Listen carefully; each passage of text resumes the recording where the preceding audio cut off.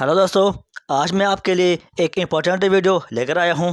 दोस्तों, अगर आप एंट्रेंस टेस्ट देने जा रहे हो तो आपके लिए ये वीडियो बहुत ही इम्पोर्टेंट रहेगा। दोस्तों, अगर आपने ये वीडियो देख लिया तो आपके एंट्रेंस एग्ज़ाम क्रैक करने के चांसेस बहुत बढ़ जाएंगे।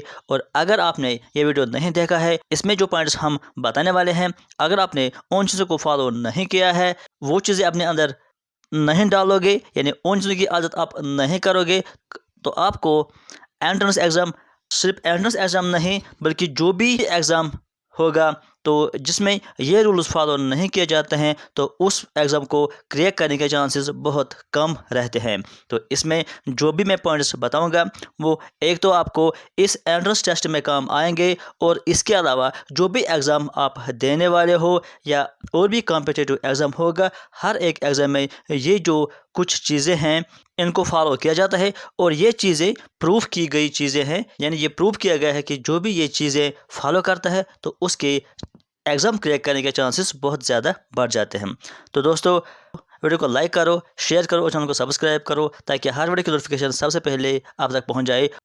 तो चलिए हम शुरू करते हैं आज का वीडियो। दोस्तों, यहाँ पर मैं आपको ये बताने वाला हूँ कि अगर आप एंट्रेंस टेस्ट या इसके अलावा कोई भी एग्ज़ाम देने जा रहे हो तो उसके लिए आपको कुछ बातों का ख्याल ज़रूर रखना होगा।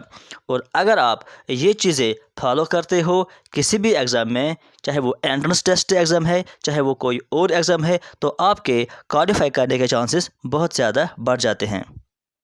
यहाँ पर अभी हम स्पेशली बात करेंगे एंट्रेंस टेस्ट के हवाले से, क्योंकि अभी जो आपका एग्ज़ाम आने वाला है वो फ़िलहाल एंट्रेंस एग्ज़ाम है। दोस्तों, इस वीडियो में जो भी चीज़ें मैं आपको बताऊंगा कि आपको वो फॉलो करने हैं, आपको वो अपने अंदर डाल देने हैं। दोस्तों, उनको हमने दो हिस्सों में डिवाइड किया है। दो हिस्सों में डिवाइड करने का मतलब यानी जो भी चीज़ें आपको फॉलो करने हैं उसमें दो चीज़ें आती है। कुछ चीज़ें आपको एग्ज़ाम से पहले, यानी जब आपका एग्ज़ाम डेट आएगा, यानी जिस दिन आपको एग्ज़ाम होगा उस एग्ज़ाम से पहले आपको उसकी तैयारी करनी है। उसके बारे में भी कुछ चीज़ें आपको ध्यान में रखनी है कि किस तरह से आपको उसके लिए तैयार होना है। यानी एग्ज़ाम से पहले आपको क्या क्या चीज़ें करनी है, किन बातों का ख्याल आपको रखना है, ताकि आपकी एग्ज़ाम के लिए जो तैयारी है वो और ज़्यादा अच्छी हो जाएगी। तो उसको हम कहेंगे बिफोर एग्ज़ाम डे, यानी एग्ज़ाम डे से पहले आपको क्या करना है वो भी हम यहाँ पर देख लेंगे। और एक पार्ट है जिसको हमने कहा जूरिंग द एग्ज़ाम, यानी एग्ज़ाम के दौरान, यानी जिस दिन आपका एग्ज़ाम स्टार्ट होने वाला है उस दिन आपको क्या करना है और एग्ज़ाम के दौरान आपको क्या करना है, उन चीज़ों को आपको बहुत ज़्यादा ख्याल रखना है। इसमें ज़्यादा इम्पॉर्टेंट है वो चीज़ें जो कि आपको एग्ज़ाम के दौरान करना है, उन चीज़ों को आपको ध्यान में रखना है। अगर आप वो चीज़ें करते हैं तो आपको क्वेश्चन सॉल्व करने में या पेपर सॉल्व करने में बहुत ज़्यादा आसानी हो जाएगी और आपको पेपर बहुत ज़्यादा ईजी भी लगने लगेगा उस ट्रिक से। तो चलिए सबसे पहले हम ये देखेंगे कि बिफोर एग्ज़ाम क्या आपको करना है, और उसके बाद हम बात करेंगे कि एग्ज़ाम के दौरान आपको क्या चीज़ें करनी है और किन चीज़ों का आपको ख्याल रखना है। तो बिफोर एग्ज़ाम आपको क्या करना है वो हम यहाँ पर देख लेते हैं। यहाँ पर चार चीज़ों का आपको ख्याल रखना है, यानी चार पॉइंट्स में मैंने वो सारी बातें आपको यहाँ पर लिखी है कि उन चार बातों का अगर आप ख्याल रखते हैं तो आपके एग्ज़ाम क्वालिफाई करने के चांसेस बहुत ज़्यादा बढ़ जाएंगे। सबसे पहला जो इम्पोर्टेंट पॉइंट है वो ये है कि सिलेबस, यानी आपको जिस भी पेपर में एंट्रेंस आपको देना है या कोई और एग्ज़ाम भी जो आपको देना है, तो सबसे पहले आपके पास उसका सिलेबस होना चाहिए। आप एंट्रेंस टेस्ट देने जा रहे हो तो आपके पास एंट्रेंस टेस्ट का सिलेबस होना चाहिए। हर एक सब्जेक्ट के लिए यूनिवर्सिटी ऑफ कश्मीर ने सिलेबस अपलोड किया है, आपके पास वो होना चाहिए। और आपको चाहिए कि वो सिलेबस पहले रीड कीजिए और उसके बाद आपको हर एक टॉपिक जो भी सिलेबस में लिखा हुआ है वही आपको पढ़ना है। ना तो आपको उस सिलेबस से कम पढ़ना है, ना तो आपको उस सिलेबस से आउट यानी बहुत ज़्यादा पढ़ना है। जो भी वहाँ पे लिखा हुआ है, जो भी टॉपिक्स वहाँ पे शामिल किए गए हैं सिलेबस में वही आपको पढ़ना है, क्योंकि इस एंट्रेंस एग्ज़ाम में अक्सर ग्रेजुएशन का सिलेबस होता है लेकिन सारा ग्रेजुएशन का सिलेबस नहीं होता है। यानी ग्रेजुएशन में जो भी आपके 6 सेमेस्टर्स होते हैं या 3 ईयर्स होते हैं, उसमें से हर एक सेमेस्टर में कुछ सिलेबस कट किया जाता है और वो कुछ खास खास पॉइंट्स उस एंट्रेंस सिलेबस में डाल दिए जाते हैं और कहीं कहीं पर कुछ पॉइंट्स ऐड भी किए जाते हैं जो कि आपने ग्रेजुएशन में शायद ना भी पढ़े होंगे। तो इसलिए आपको ये ज़रूरी बनता है कि सबसे पहले आप पीजी एंट्रेंस टेस्ट का सिलेबस देख लें, वो अपने पास रखें, वो पढ़ लें और उसमें देखेंगे आपके वहाँ पर कौन कौन से टॉपिक शामिल किए गए हैं और फिर आपको वही उसी सिलेबस के अकॉर्डिंग अपने जो नोट्स हैं, चाहे बुक्स हैं, जो भी आपके पास मटेरियल है वो आपको पढ़ना है उसी सिलेबस के अकॉर्डिंग। तो एक बात ये हो गई। उसके साथ साथ आपको क्या करना है कि जब भी आप कुछ भी नोट्स पढ़ेंगे, कुछ बुक्स पढ़ेंगे, जो भी मटेरियल आपके पास है, जो भी आप पढ़ रहे हो उस सिलेबस के अकॉर्डिंग वहाँ पर आपको कुछ पॉइंट्स जो मिलते हैं, जो पॉइंट्स आप रीड करते हो उनको आप अपने नोट कॉपी पर नोट करना है। यानी आपको शॉर्ट नोट्स बनाने हैं अपने कॉपी पर, अपने नोटबुक पर, ताकि वो शॉर्ट नोट्स आपको क्यों बनाने हैं, वो शॉर्ट नोट्स आपको इसलिए बनाने हैं ताकि जिस दिन आपका एग्ज़ाम होगा उस दिन एग्ज़ाम से पहले आप उनको एक बार फिर रीड कर पाएंगे और शॉर्ट टाइम में आप उनको रीड कर पाएंगे। यानी एक शॉर्ट टाइम रिविजन उसको कर पाएंगे। या तो एग्ज़ाम से पहले उसी दिन या एग्ज़ाम से एक दिन पहले आपको ज़रूरी पूरे सिलेबस का एक रिविज़न करना होगा और ये आप तभी कर पाएंगे उस सारे सिलेबस का एक रिवीजन जब आपने उनका शॉर्ट नोट्स बनाया होगा। आपको वो सारा थ्योरी नहीं पढ़ना है उस दिन, आपको सिर्फ मेन पॉइंट्स पढ़ने हैं, यानी शॉर्ट नोट्स पढ़ने हैं। वो आप तभी पढ़ पाओगे जब आपने उस सारे सिलेबस का कुछ शॉर्ट नोट्स बनाए होंगे। तो एक बात यह है कि सिलेबस के अकॉर्डिंग आपको पढ़ना है। अब दूसरा पॉइंट क्या है? दूसरा पॉइंट यह है कि आपको रिवीजन करना है। यानी जब आपने सारा सिलेबस पढ़ा है अब आपको रिवीजन करना है। उस सारे सिलेबस के जो टॉपिक्स हैं उनको आपको रिवीजन करना है। और ये कहा जाता है और ये प्रूव भी किया गया है कि जो भी एग्ज़ाम किसी कैंडिडेट को देना होता है कि उसमें जो भी सिलेबस वो पढ़ता है उसका रिवीजन होना बहुत ज़रूरी है। अगर किसी बंदे ने अपने सिलेबस का रिवीजन नहीं किया तो उसके एग्ज़ाम क्रैक करने के चांसेस बहुत कम रहते हैं। और जो कैंडिडेट जितना ज़्यादा रिवीजन करता है वही कैंडिडेट उतना ज़्यादा एग्ज़ाम क्रैक करने में कामयाब हो जाता है।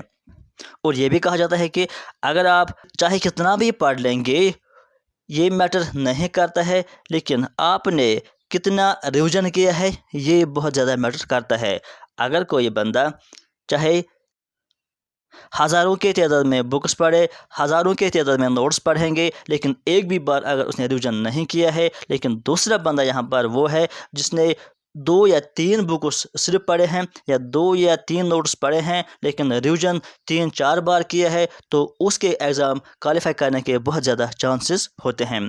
तो रिवीजन के बारे में कहा जाता है कि एट लीस्ट कम से कम 4 टाइम्स आपको रिवीजन करना है। जो भी सिलेबस आपका है उसमें कम से कम आपको 4 बार रिवीजन करना है एग्ज़ाम से पहले तक।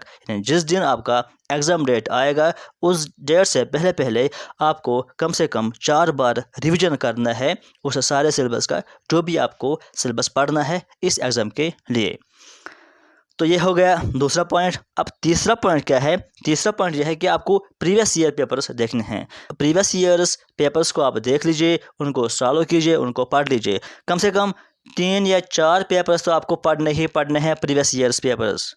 दोस्तों यहाँ पर मैं आपको एक बात बताऊँ कि यहाँ इस चैनल पर ऑलमोस्ट हर एक सब्जेक्ट्स के प्रीवियस पेपर्स हमने अपलोड किए हैं और आगे भी बहुत सारे पेपर्स आने वाले हैं। आप वो प्रीवियस पेपर्स देख सकते हो। आप प्लेलिस्ट में जाइए, वहाँ पर आप एंट्रेंस पेपर्स के नाम का लिस्ट देख लीजिए, उसमें आपको वो पेपर्स मिल जाएंगे। तो ये बात आपको ध्यान रखनी है कि प्रीवियस पेपर्स आपको देखने हैं, उनको पढ़ना है और उनको सॉल्व करना है। उसके बाद एक और इम्पॉर्टेंट बात यह है एग्ज़ाम क्वालिफाई करने के लिए कि आपको एमसीक्यूज़ रीड करने हैं। चाहे आप अगर आप बुक्स पढ़ते हो वो भी ज़रूरी है, आपके पास नोट्स हैं वो भी ज़रूरी हैं, लेकिन उसके साथ साथ आपको एमसीक्यूज़ क्वेश्चंस पढ़ने हैं।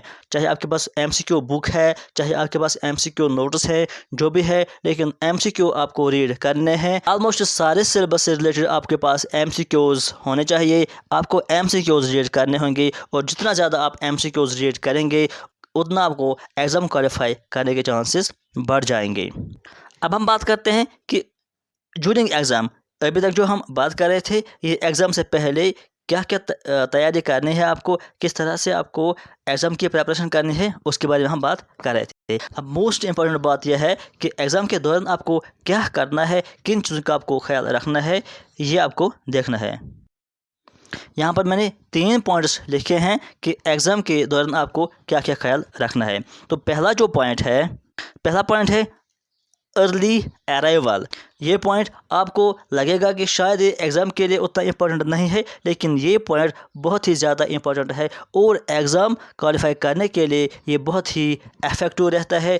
इससे बहुत ज़्यादा फ़र्क पड़ता है आपके क्वेश्चन सॉल्व करने में, आपके पेपर अटेम्प्ट करने में, अगर इस पॉइंट का आपने ध्यान नहीं रखा है कि जिस दिन आपका एग्ज़ाम है और जहाँ पर आपका एग्ज़ाम है, आपको कोशिश करनी है कि अर्ली अराइवल यानी कम से कम 1 घंटा पहले आपको एग्ज़ाम सेंटर तक पहुंचना होगा।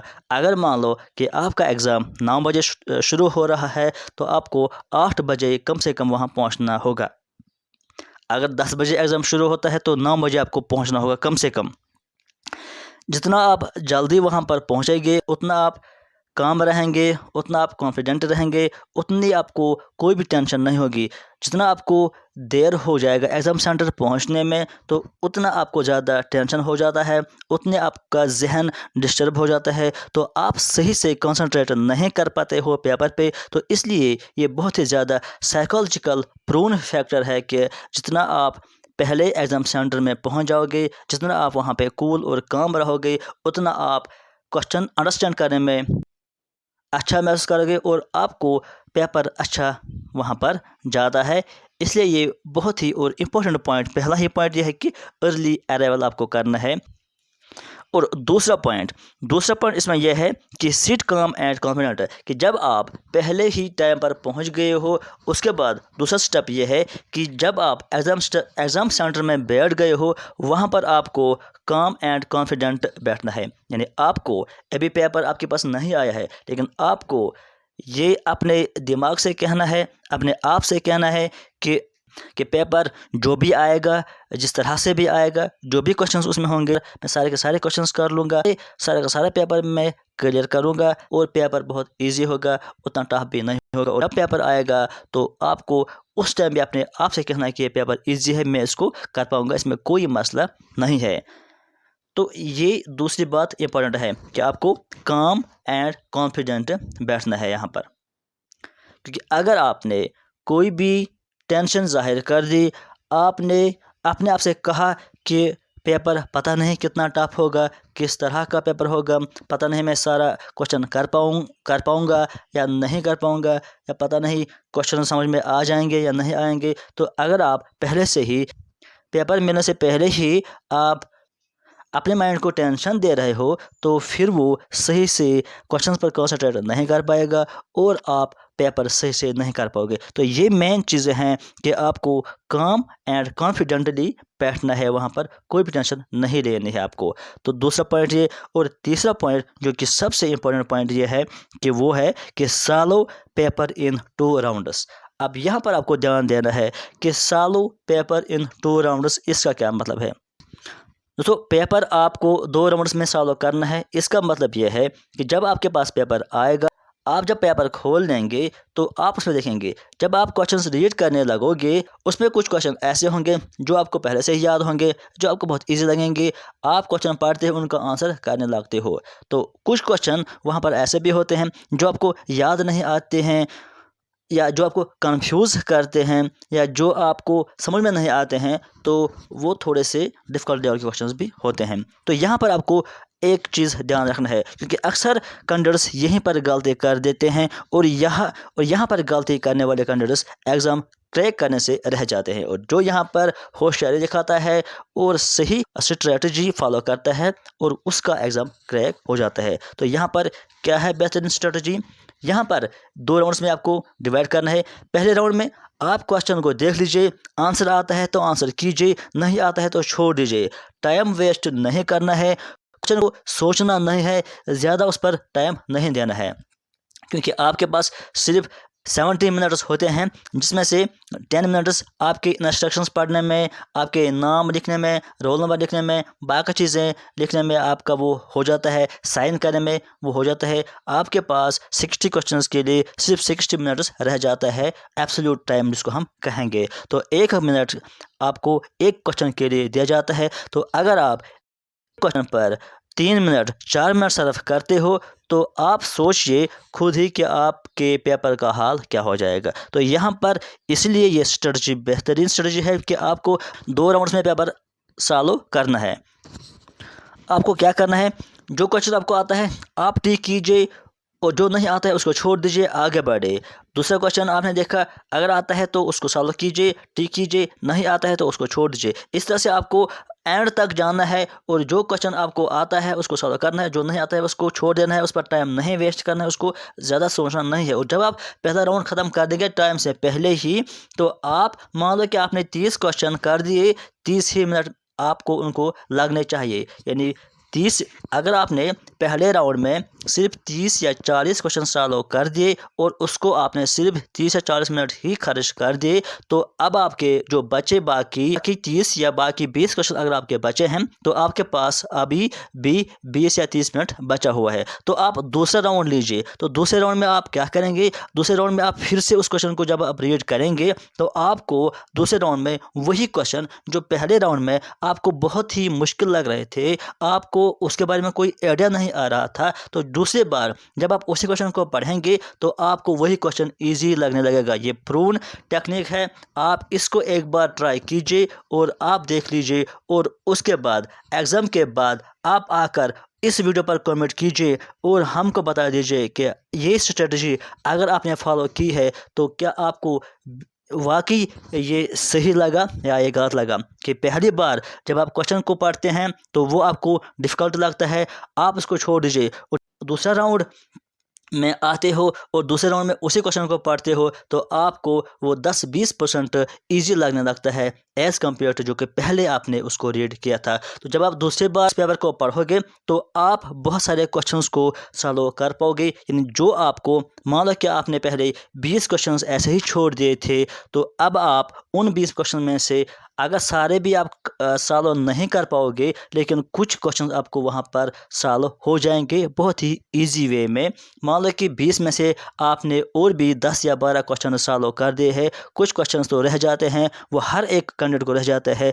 तो अगर आप ये स्ट्रेटजी फॉलो करोगे कि पहले राउंड में आप बहुत जो भी क्वेश्चन आपको इजी वे में आता है तो उसको सॉल्व करेंगे और दूसरे राउंड में आप फिर से वो पेपर पढ़ोगे तो आप और भी ज़्यादा क्वेश्चंस कर पाओगे और इससे आपके नेगेटिव मार्किंग बहुत ही कम हो जाएगी। यानी आप पेपर अच्छे से सॉल्व कर पाओगे। लेकिन जो कैंडिडेट पहले ही राउंड में जो क्वेश्चन उसको आता है उसको टिक करता है और जो क्वेश्चन उसको नहीं आता है उस पर भी अपना टाइम वेस्ट करता है, 2 मिनट 3 मिनट देता है और क्वेश्चन पर और फिर सॉल्व करता है, उसमें से फिर कुछ क्वेश्चन सही हो जाते हैं और कुछ गलत हो जाते हैं। लेकिन आप सोचो कि अगर क्वेश्चन 3 मिनट या 4 मिनट लेता है और उसके बाद वो क्वेश्चन गलत हो गया तो कितना वेस्ट आपका हो जाएगा। लेकिन अगर आपने दूसरे राउंड में वो क्वेश्चन सॉल्व कर भी दिया, अगर वहाँ पर भी आपके क्वेश्चंस कुछ गलत हो भी जाएंगे, लेकिन वहाँ पर आपने सिर्फ उनको कम ही टाइम दे दिया है और वहाँ पर आपको क्वेश्चन ठीक होने के चांसेस भी बहुत ज़्यादा बढ़ जाते हैं। तो ये थे कुछ बातें जिनका आपको ख्याल रखना है। और ख़ास तौर पर जो कि लास्ट में मैंने आपको बोला कि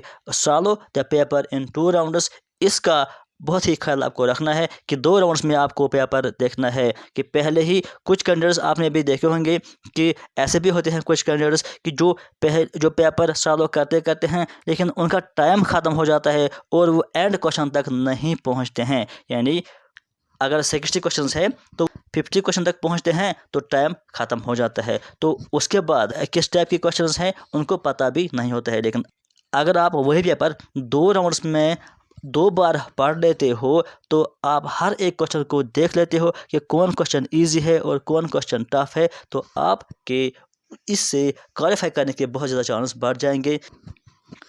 तो ये थे कुछ चीज़ें जो आपको फॉलो करने हैं इस एग्ज़ाम के रिलेटेड। अगर आपको वीडियो अच्छा लगा तो कमेंट ज़रूर कीजिए। आज के लिए फ़िलहाल इतना ही। Thank you.